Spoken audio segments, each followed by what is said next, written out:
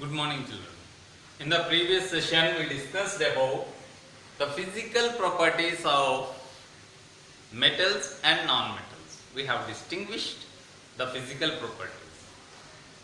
Coming to now, so though physical properties describes the color, shining nature, conductivity, malleability, ductility,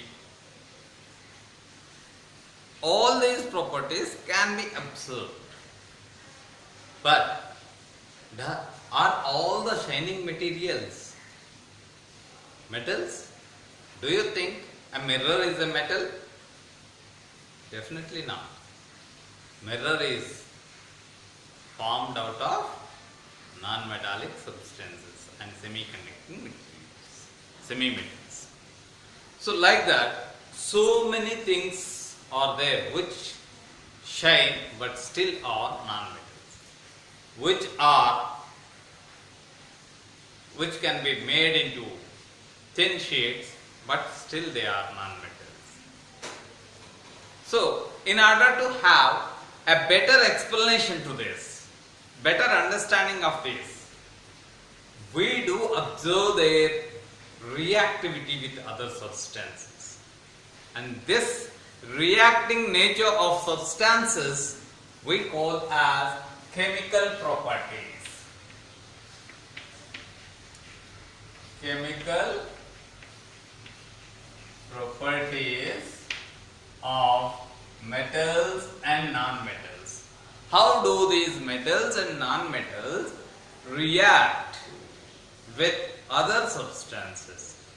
In general, whenever we are discussing about the chemical properties, we have to observe very fast.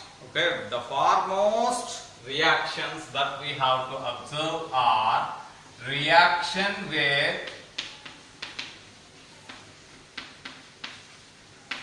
oxygen, or generally we call it as burning test.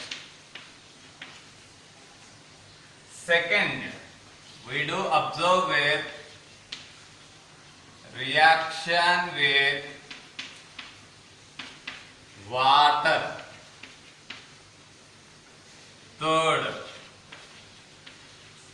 reaction with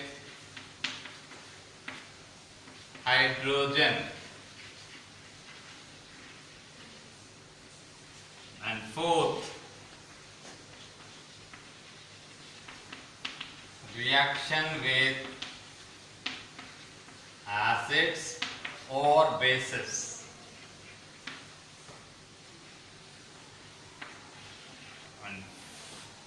Okay, so these are the 5 most important reactions that we observe. 4 most important properties that we observe in the chemical properties. So coming to this reaction with oxygen or burning test. In order to understand this, we do take 2 different materials, that is magnesium, which is a metal, and we take another one, sulfur,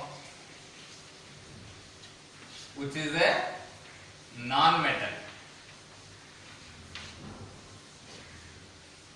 Take a magnesium ribbon. If this magnesium ribbon is burned, what happens? An ash-like material, ash-like powder will be obtained. Okay? Powder, white powder will be obtained. Powder is the product. So here, if you write the reaction, generally magnesium reacting with oxygen to give you MgO, magnesium oxide. This is magnesium. Mg represents the magnesium. Oxygen always taken as O2, okay, in the elemental form, and MgO is the magnesium oxide, which is a compound of magnesium on reacting with oxygen forms the magnesium oxide. Magnesium oxide. And here sulfur is also burned, but it forms fumes, that is gas. Gas is observed, that is sulfur dioxide. Sulfur dioxide is formed. So this is a reaction. This reaction can be written like this. Sulfur dioxide. Okay.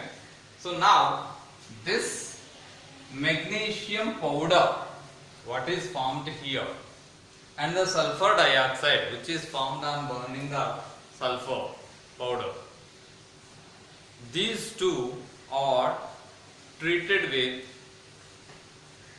are thoroughly mixed with the water, and this magnesium oxide combines with water to give you magnesium hydroxide, and sulfur dioxide combines with water give you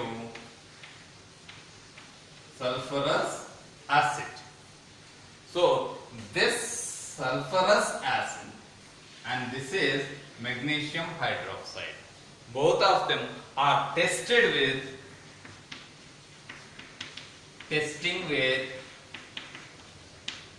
blue and red litmus paper. What happens? When they are tested with the blue and red litmus paper, the magnesium oxide turns red litmus to magnesium oxide, okay, in which magnesium hydroxide is formed. It turns magnesium oxide turns red litmus to blue.